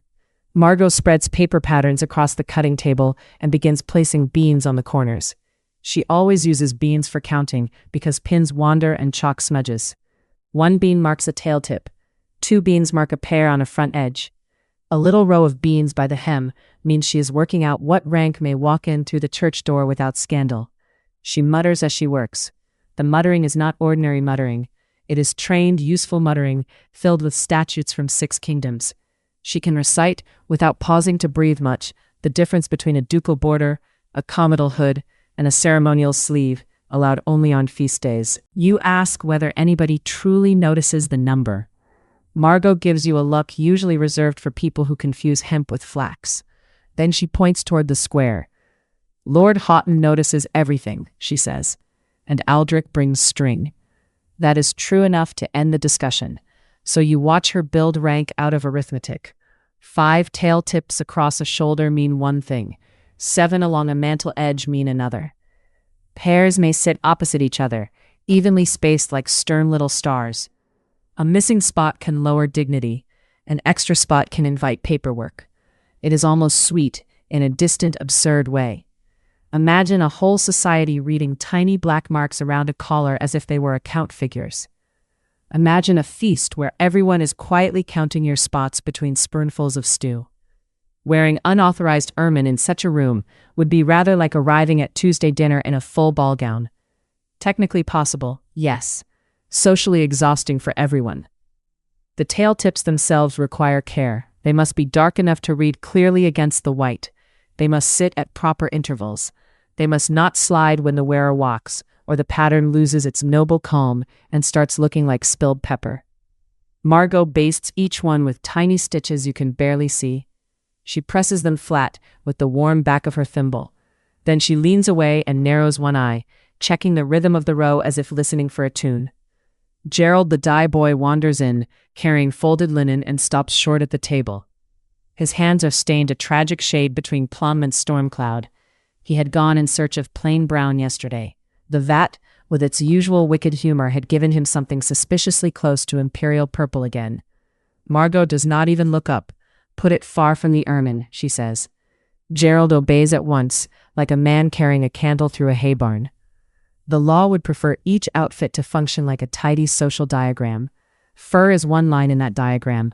Silk is another. Velvet is a third. A person could be perfectly legal in squirrel, perfectly legal in wool, and quite illegal the moment those two met: silk sleeves and a velvet front. That is when dressing becomes less like choosing clothes and more like solving a devotional puzzle. You know this from bitter experience in your own wardrobe. A plain wool gown with rabbit lining causes no trouble. Add narrow velvet guards, and Aldrich begins breathing through his nose. Replace the wool hood with silk, and suddenly your entire person has wandered above merchant grade. The whole system works like an extremely aggressive nightclub dress code. The bouncer is the king, or a counsel speaking in his voice. The fine can eat your savings, and there is still no useful line marked "merchant with excellent taste." Margot hates when you call it that. She says, the danger lies in combinations. A fur does not travel alone. It meets cloth, braid, sleeves, buttons, embroidery, and the width of a cuff. The law then considers the whole creature, much as a cook considers the whole stew, and not only the onions. This afternoon she fits you for a winter gown you would very much like to keep legal. The wool is dark green and honest enough. The collar will be squirrel, because you enjoy sleep and hope to continue enjoying it. The sleeves may carry silk only inside the slashes, and only if those slashes stay narrower than Aldrich's cheerful little measure. Then comes the dispute that always delights her. It concerns the difference between a fur lining and a fur facing. Margot places the gown over a stool and speaks with the solemn gravity of a judge. A lining, she says, lives inside the garment and serves warmth. A facing turns to the outside edge and may be seen. The moment it may be seen in a deliberate way, it begins boasting. She pinches the front opening between finger and thumb to demonstrate. If the squirrel sits well within the edge, it is lining. If the squirrel rolls outward for a finger's width, it is facing. If it rolls outward for 2 finger widths during a procession, Aldrich will call it ambition, and Lord Houghton will call it collapse of order. You nod, as if this is all entirely natural. Margot is not finished. A true lining may peep by accident when the wind lifts a hem. A facing is planned and visible when standing still. A collar turned back on purpose counts as display. A cuff folded to show fur counts as display. The law, she says, has no patience for pretending a flourish is an accident. She says this while folding your cuff exactly 3 times. Then she takes a scrap of parchment and sketches the edge of a robe. She marks 1 line for wool, 1 for interlining, 1 for fur. She adds a little curve at the opening. Here, she says, tapping the curve, this is where decent men lose houses. You suspect the houses are usually fine, but the warning is memorable. Aldrich once tried to find a goldsmith over this very point. The man claimed his miniver was hidden and purely practical. Margot appeared, lifted the front edge, and recited 3 clauses about facings before Aldrich could blink twice. The fime vanished. Aldrich looked as if someone had served him thin ale. Since then, he checks your shop with extra determination. He comes in around noon today, called by instinct or by the smell of expensive trouble. His boots track in a little street mud. His measuring string hangs ready. You could almost admire the dedication if it were not pointed so firmly at your shelves. He greets the room, then squints at the gown on the stool. Margot does not pause in her sewing. She continues explaining, for his benefit as much as yours, that a lining may warm the body while remaining legally modest. A facing, however, forms part of the visible order of dress and must obey the wearer's station, season, and fabric allowances. Aldrich listens with the faint smile of a man sharpening a spoon. He measures the cuff. He measures the collar depth. He measures the distance between velvet guard and silk insert, as though your sleeve were a disputed border between 2 tiny countries. When he finds everything proper, his shoulders sink a fraction. His greatest sorrow remains the loophole. You offer him warmed wine, because victory tastes better when poured politely. He accepts, because even magistrates enjoy cinnamon in bad weather. For 1 pleasant minute, you all stand together in the dye-scented shop, looking at a squirrel collar as though it were a matter of state. In a way, it is. Every person in town walks around, wearing a public summary of rank, money, ambition, and caution. The cloth speaks first. The fur confirms it. The silk and velvet add footnotes in a very expensive hand. That is why people stare at collars. A rabbit edge tells the world you value warmth and have no desire to be discussed. A squirrel border says you are doing rather well, thank you, and would like it noted quietly.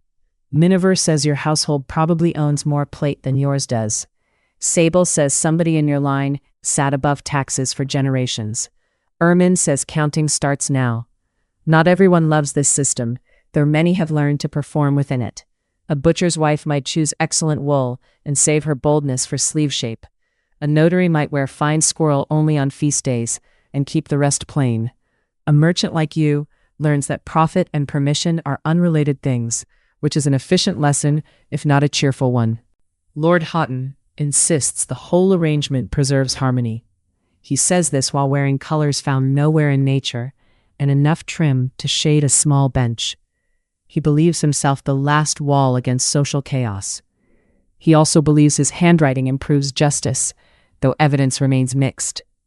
Last winter, he sent a written complaint about a cooper's daughter in Miniver. The poor girl had only borrowed a hood for a christening portrait. By the time the complaint reached the guild, the hood had gone back to its owner, the child had grown, and everyone else had sensibly lost interest. Houghton, however, remained loyal to principle. Principle is very warm when lined with sable. By evening, the ermine parcel is packed again for its lawful destination. Margot has counted the spots twice, and then once more for comfort. Each tail tip lies where it should. The white skins curve smoothly along the dark cloth prepared for them. The whole thing looks less like clothing than like a small weather system reserved for the very highborn.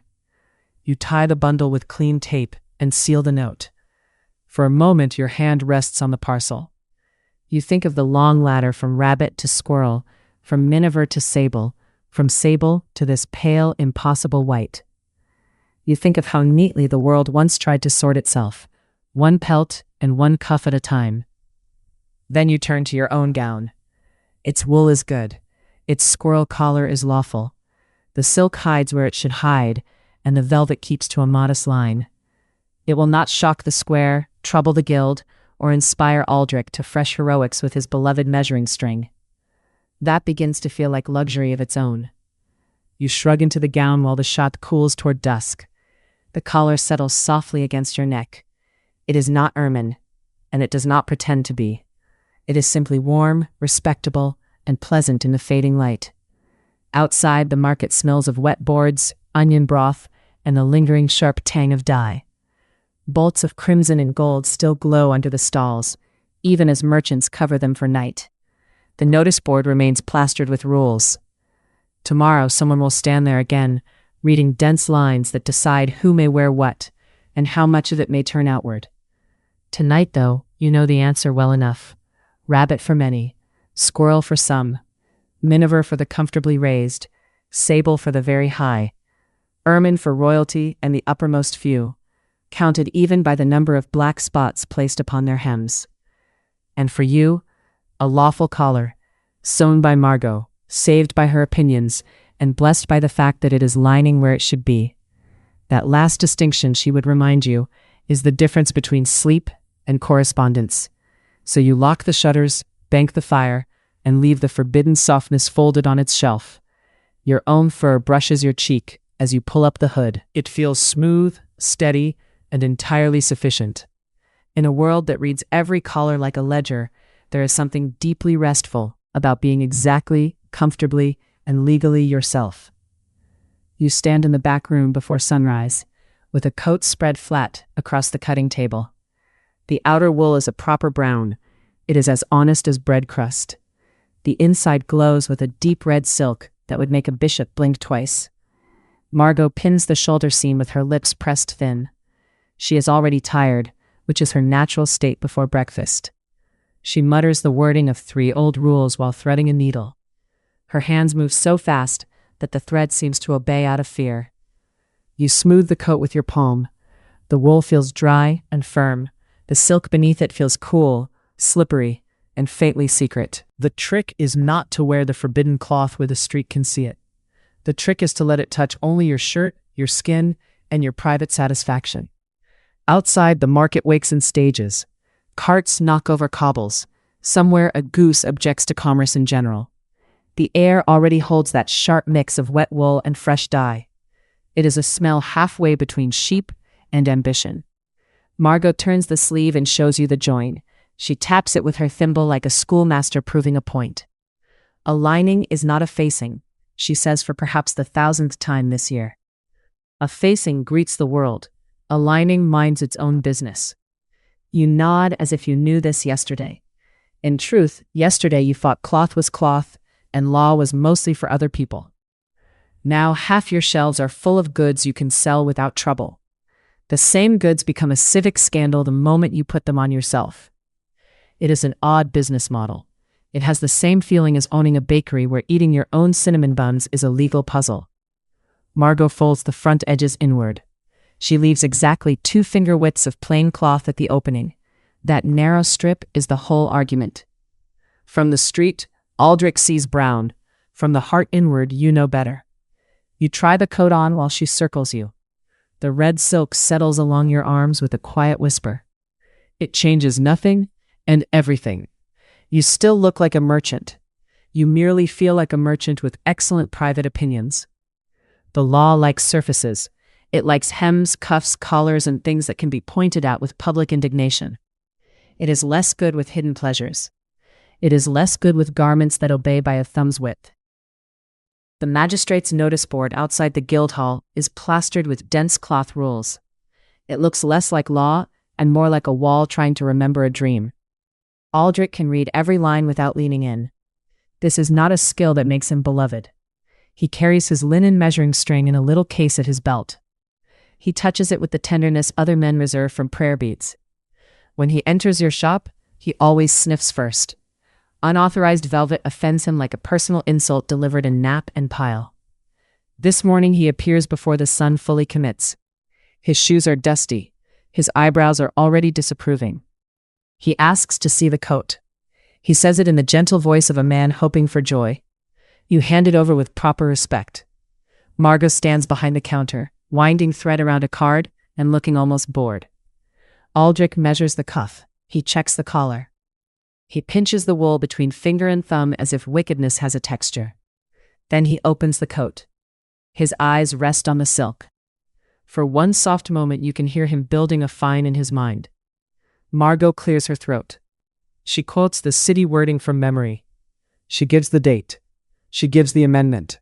She gives the winter exception for interior comfort in persons of means. Aldrich closes the coat again with care. It is the care of a man handling his own disappointment. He says the spirit of the law is plain. Margot says the letter is plainer. She smiles without joy and reaches for more pins. He leaves with no fine issued. His greatest sorrow, as always, is discovering a loophole where he hoped to find a man. After he goes, you laugh only a little. It does not feel wise to laugh too much at a man who alphabetizes prohibitions for pleasure. Still, the coat stays on your back all morning. The hidden silk warms slowly against your shirt, like a very smug secret. Soon enough, secrets arrive folded in paper and sealed with wax. They come tied with ribbon that costs less than the cloth inside. A carter brings a parcel from your wife's cousin in another town. He sets it down beside a bale of Flemish broadcloth and asks for watered ale. The parcel smells faintly of rose water and cedar chips. It also smells faintly of strategy. Inside lies a fur-trimmed overgown in a shade that your own purse may own, but your legal rank may not. Tucked into the fold is a neat little note. The gift is offered for your prosperity, your household honor, and the feast day next month. Gifts are slippery things in old law. A purchase can be vanity. A formal present can suddenly become respect. The difference rests in words, witnesses, and how solemnly a ribbon is tied. History, very often, turns on the quality of the bow. Margot reads the note twice. Then she checks the seal and nods. If received as a proper gift, she murmurs, and entered in the household book, and worn on the named day, then perhaps. Her perhaps is the strongest word in the shop. It has saved you money more than prayer has. You fetch the ledger from the chest. The pages smell of dust, oak, and old ink. You enter the gown with careful wording. You copy the cousin's title. You list the day, the witnesses, and the value you are absolutely not supposed to mention plainly. At noon, 2 neighbors step in to buy hose and leave as official observers. They sign with cramped little marks, then stay for cheese. This is how loopholes live. They do not skulk in alleyways. They sit at tables, eat pears, and ask for another slice. The gift-giving rule began, so people say, as a way to protect honor. A lord should be able to reward service. A family should show affection with decent cloth. Very soon, everyone notices that affection can be astonishingly specific. It can arrive lined with sable and hemmed in gold thread. A widow receives a gown from her brother. A daughter receives sleeves from an aunt. A merchant receives a cloak from a business friend who is feeling almost tender. No one says the word purchase. Everyone says the word esteem with a straight face. On feast days, the town grows full of garments with stories attached. Every cuff has a cousin. Every trim has a legal grandmother. Even Lord Houghton uses the custom when it suits him. He complains about a fishmonger's blue hat for 3 months, then presents his own valet with imported silk gloves in gratitude. The whole thing works like an extremely aggressive nightclub dress code. The bouncer is the king, the rope is made of parchment, and somehow your aunt gets you inside. You learn the forms quickly. You keep ribbons and 3 whips. You buy better sealing wax. You also learn that a gift should arrive with witnesses before supper. After supper, people remember the cloth better than the wording. Some gifts come from far enough away to carry other advantages. A mantle from one city may be scandalous here and ordinary there. That is when merchants begin to travel with unusual interest in local manners. Fashion suddenly develops a map. You ride out at dawn with sample books in a leather case. The road smells of damp earth, horse sweat, and crushed fennel near the hedges. At the first bridge, the tollman notices your sleeves before your goods. This is only sensible. Cloth has always been better at introductions than people. In one town, narrow gold braid is allowed for master merchants. In the next, the same braid suggests ambitions above your station and perhaps above your soul. So you carry two cloaks. One is sober at the collar. The other becomes respectable only after the third milestone. At inns, you change small things by candlelight. You switch belts. You reverse a hood. You replace a bright cap band with a dull one kept in your boot. Travel chests become little law libraries made of wool. Each layer contains a different version of yourself. Margot packs them with notes pinned inside. Wear this after the West Gate. Do not show the green lining near the Abbey. Purple only if directly challenged by a charter. Gerald the dye boy once tried to make plain brown for such a trip. By sunset, the cloth had become something suspiciously imperial. No one knows how he does it. The vat simply looks at him and develops ideas. You sold that batch to a bishop's steward in secret, and with deep gratitude. Gerald spent the afternoon apologizing to a bucket. Regional rules keep entire roads busy. People go where their wardrobe may breathe. A banker's wife travels 2 days to wear pearl trim in peace. A brewer chooses a wedding town based partly on sleeve law. City rulers pretend not to notice this traffic. Then they collect bridge tolls from it and notice much less. In the Italian cities, in the German towns, in the courts of kings, the lists never quite match. One place fears silk, another fears fur, a third fears too much lace on a merchant's daughter. The differences are tiresome in theory and delightful in practice. If one town bans your red hood, another town may greet it like an old friend. You begin to think of color the way sailors think of weather. You ask what is allowed today and where the wind is blowing. Purple, everywhere, remains the grand old troublemaker. It is less a shade than a subscription tier, and the membership fee is mostly your family tree.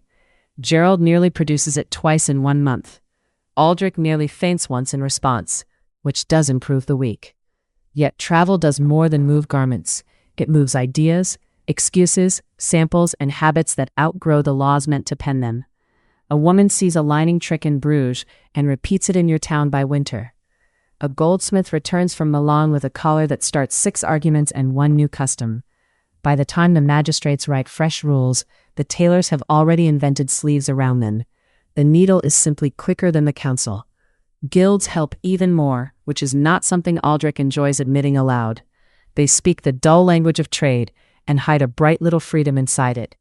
Your own guild allows members to display the quality of goods they sell. This sounds sober enough to pass in daylight. In practice, it means you may wear a splendid piece of your own stock if it clearly serves as an example. The example conveniently can be very handsome. On market days, you choose your garments like a window display. With laces, you need people to see drape, color, weave, and finish, while pretending you dress only for instruction. A fine sleeve can sell 6 Ls before noon. A good sheen at the shoulder can move a whole bolt by vespers.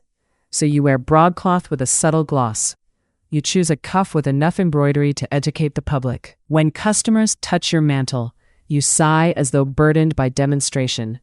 Inside, you are delighted. Goldsmiths do the same with chains. Furriers do it with collars. Even the belt makers stride about looking like walking shop fronts with very good posture. The town becomes a fair of legal vanity. Every craft calls it evidence. Every passerby calls it obvious. Aldrich calls it suspicious. He calls many things suspicious, including cheerful satin on a Wednesday. Still, charters are charters. Guild seals carry weight. A magistrate can dislike a sleeve and still lose to a paragraph. The guild hall smells of rushes, old wax, and damp wool cloaks drying by the door. Beneath the notice board, masters debate terminology with the solemn force of bishops. One says a display garment must be representative.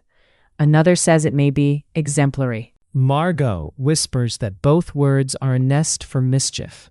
She attends these meetings with a basket of mending and the face of a saint who has misplaced patience. Men twice her age ask what counts as a lining, and she tells them. Her answer changes the room more than the official minutes do. This is common in every century. Guild exemptions also protect tools of trade that happen to be beautiful. A dyer may wear a striking sample. A weaver may show an unusual pattern in motion. This gives your streets a useful shimmer. Commerce itself starts dressing above its station and then claiming practical necessity. There is something sweet about that. People do not only want to own fine things, they want to prove they made them well. You see it in the fuller's daughter with neat scarlet ribbon. You see it in the glovemaker whose own gloves fit like whispered promises. The law tries to sort people by cloth. Trade keeps making cloth that argues back. By now, Aldrich's visits become more frequent and less satisfying. He appears with his measuring string and departs with new creases in his forehead. One afternoon, he catches sight of your apprentice carrying a folded cloak of black velvet. He stops so quickly that a turnip cart nearly overtakes him. The cloak, he declares, exceeds your station. His finger trembles with the thrill of official purpose. You explain that the velvet belongs to the guild display set for next week's market. You show the seal, the list, and the approved account. He reads every line. He turns the parchment over, as if guilt might be written on the back in smaller ink. Margot produces a second paper regarding the lining, then a third regarding the border, then a fourth concerning imported goods shown by merchants licensed under spring levy rules. Aldrich makes a sound like a kettle deciding whether to boil. Gerald, trying to help, drops a bundle of legal brown that flashes purple in the light. Everyone watches it in silence. Even Aldrich lacks a rule for cloth that misbehaves on its own. Lord Houghton arrives the same week with a complaint about your sister's sleeves. He believes their color implies alarming social ideas. He writes his complaints on thick paper with dramatic loops. The paper always seems more expensive than the grievance deserves. This time the sleeves are safe because they were part of a named gift from a canon's widow. The widow included a note so detailed that it reads like a siege plan for trimming. Houghton sniffs at the note and retreats. He is a man who longs to live in a simpler world where a fishmonger's blue hat can remain a full-time civic emergency. Yet even he begins to tire. There are too many causes now. There are too many fabrics. There are too many people with ledgers and cousins. Enforcement grows soft at the edges first.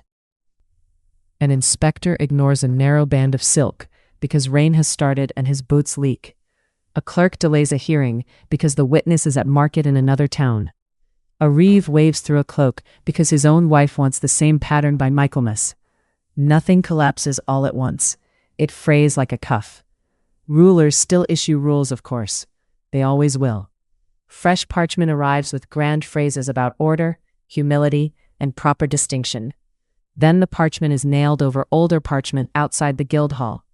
The lower corners curl in the damp. People read the first lines and guess the rest. Trade keeps swelling beneath it. Ships unload dyes from farther coasts. Peddlers carry ribbons over borders. Tailors swap tricks beside church doors. Every new cloth creates a new question. Every new question makes the old lists feel a little slower. You notice it in the market chatter. Women ask whether a border is lawful only after asking whether it washes well. Men ask whether a cap color is allowed only after asking whether it keeps the rain off. Comfort begins to outrank doctrine, which is very human. The old dream was simple enough. You could know a person's place from 20 paces by fur, stripe, and shade. But then merchants grew rich, craftsmen grew proud, cities grew crowded, and 20 paces turned out to be far too generous. Good broadcloth now hangs on shoulders that once wore rough serge. Dyers master colors once saved for palaces, especially when Gerald is left alone near the vats. Even nobles quietly buy what town workshops make best. They lecture about order while admiring the finish on your sleeves. You begin to feel the laws changing from wall to weather. They are still there. They simply stop deciding the day.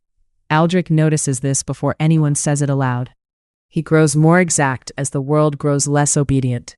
He inspects stitches. He measures trim by lamplight.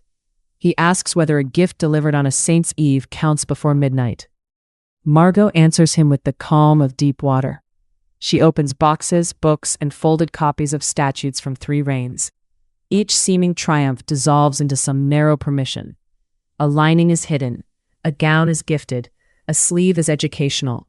A collar is lawful 2 towns east and tolerated here by custom. You almost pity him at times.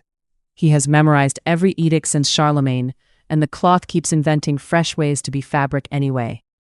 One cold evening he stands in your doorway, while snow begins as dry dust. The shop is warm from bodies, candles, and the wool stacked to the beams. Crimson and gold bolts sit high along the timber stalls. The colors look so rich that even the plain brown cloth seems to blush beside them. Aldrich studies the shelves with the grave face of a man standing in a legal orchard full of tempting fruit. Half of it is forbidden for you to wear, and all of it is for sale. He asks, not unkindly, whether any rule means anything if everyone can step around it. It is the nearest he comes to philosophy. You think before answering. Then you tell him rules still mean something, though perhaps less than tailors. Margot snorts into her work. Gerald, rinsing a vat, turns the water a worrying shade and pretends not to notice. Aldrich almost smiles. It is a thin and accidental thing, but there it is. Then he sees the new sample cloak on the peg and reaches for his string from habit. Some men never truly retire from themselves. You show him the guild token attached inside the collar. You show him the traveler's pass from the last fair.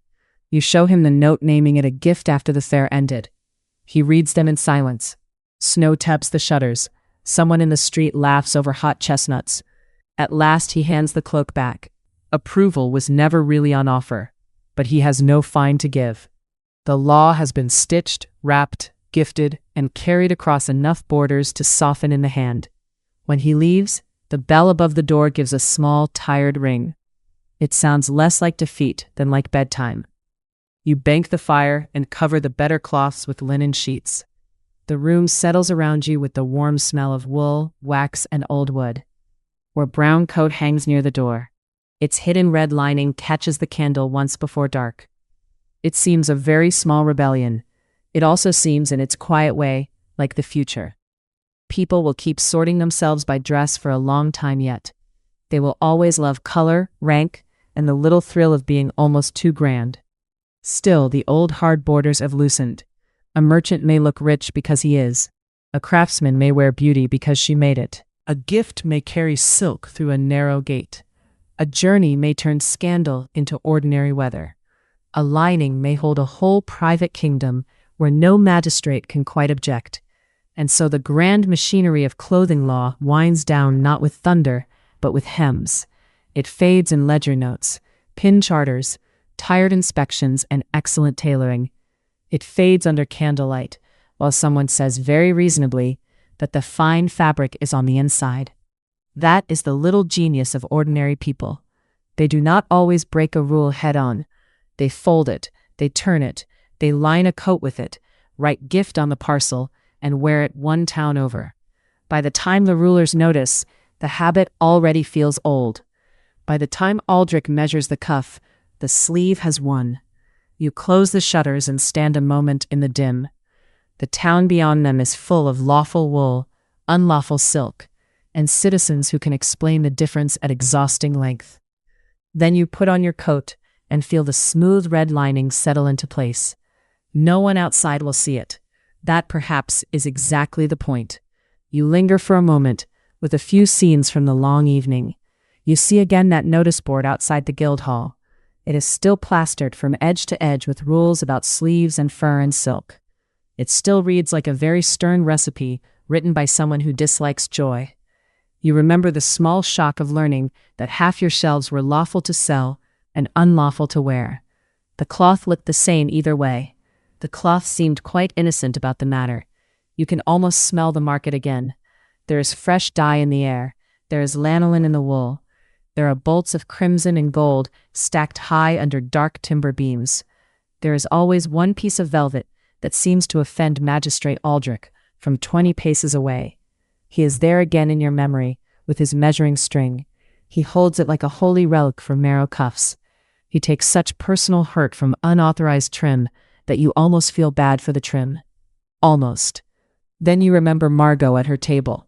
Her eyes are heavy, her hands are quick. She is threading a needle while muttering the law under her breath. She is deciding with great gravity what counts as a lining and what counts as a facing. This question has saved your fortune more than once. It is not a glamorous question. It is still a very useful one. You remember how these rules once tried to pin every person into place. A king wore one color, a merchant wore another, a widow wore one cloth, A student wore another. Purple was not simply purple. It was a badge and a border, and a monthly fee nobody sensible wanted to calculate. The whole thing was the medieval version of a verified checkmark sewn into your sleeve. Then the world grew wider and busier, and much less willing to wait politely for permission. Caravans arrived. New dyes arrived. Old dyes came cheaper. Fine cloth crossed borders faster than royal orders ever could. By the 17th century, the law was still writing rules with a neat hand. Trade was already laughing softly and moving on. A cord in one place banned one trim. A merchant in another place sold a near cousin under a friendlier name. A tailor changed a cuff. A dyer shifted a shade. A customer pretended not to know the difference. Print made the old game even harder. Fashion plates drifted through towns like gossip with better shoes. Pamphlets described the newest cut. Engravings showed the newest ribbon. People who had never seen a court could still see what the court wore. They saw it on paper over breakfast. They saw it again at market by noon. The law could chase yesterday's sleeve if it liked. Tomorrow had already chosen a different one. That slow failure has its own sleepy kind of comedy. The rules did not vanish in one grand moment. They softened at the edges. They frayed like a cuff that had seen too many winters. They turned from hard walls into fussy suggestions. Officers grew tired. Judges grew selective. Towns grew rich in ways the old books had not planned for. The distance between what was forbidden and what was common became too small to measure. Even Aldrich would have needed a longer string. You remember how some traces stayed behind. They still linger where ritual likes a firm shape. Soldiers keep their uniforms. Scholars keep their robes. Clergy keep their vestments. A gown still tells you something in a hall. A stripe still tells you something in a church. A row of brass buttons still tells you something in a parade. The old wish never quite left. Humans still love to dress their hopes on the outside. We still pin signals to ourselves with cloth and color. We just call them different names now. A neat suit does some of the old work. A careful watch does some more. A little logo on a shoe whispers its own small sermon. It is all gentler now in most places. It is also very familiar. You can feel the old instinct smiling in the background. Then there is Gerald, of course. Dear doomed Gerald. He goes to the vat asking for plain brown, like a humble man. He comes back with something that shines like a bishop at sunset. His final batch of the evening is the richest accident yet. It is imperial purple again. Naturally, it is imperial purple again. At some point, even surprise gets tired and sits down. Nobody can explain it. Gerald cannot explain it. The vat appears to have social ambitions for him. You hold the cloth up to the candle. It glows with that deep, expensive shade that once belonged to emperors and headaches. And this time, nobody rushes for a law book. Nobody calls for panic. Nobody sends for Lord Houghton and his writing desk. You simply look at the cloth. Margot looks at the cloth. Gerald looks guilty in advance. Then the three of you reach the most modern decision of the night. You price it higher and put it in the front. If the age insists on giving up its rules, you may as well keep the profit. It feels right somehow. It feels like the quiet end of a long argument. The market itself seems to agree. Night comes down over the town. The stalls close one by one. The bright cloth that flashed all day turns soft in the fading light. Gold becomes warm brown. Crimson settles into plum. Blue goes deep and thoughtful. The sharp smell of dye eases into the boards and wool. Footsteps thin out. Voices fall away. Even the notice board outside the guild hall looks less certain after dark. Its crowded columns blur into a gray patch of old effort. Your chamber grows still. The candle burns lower. Wax gathers at the brass lip and cools there. The room no longer asks what rank you are. The linen at your wrist does not care. The blanket does not care. The folded cloth on your shelf does not care. The colors rest beside one another without complaint. In that last quiet glow, you can almost feel the strange old world loosening its collar. The laws had their centuries. Trade had its patience. Print had its mischief. Tailors had their loopholes. Merchants had their shelves. And at last, the colors simply became colors again. That may be the gentlest victory in the whole story. It arrives without trumpets. It arrives like evening. It arrives with a shop shutter closed. It arrives with a candle at the end of its wick. It arrives while you stand among your own forbidden fabrics and realize they are only cloth now. Rich cloth and lovely cloth and very profitable cloth.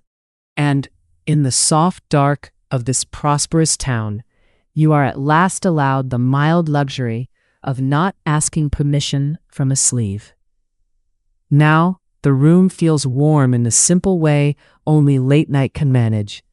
The story grows quiet around you like folded wool, and the last little scraps of color drift together into sleep. Out in the shop, Gerald's final impossible purple rests on the shelf with a calm premium price and no further debate. May your dreams be free of Magistrate Aldrich and his measuring string. May your dreams be free of Gerald emerging from the dye vat in imperial purple again. May your dreams be free of Lord Houghton filing a formal complaint about your hat. Thank you for listening. Keep your thoughts light, and good night.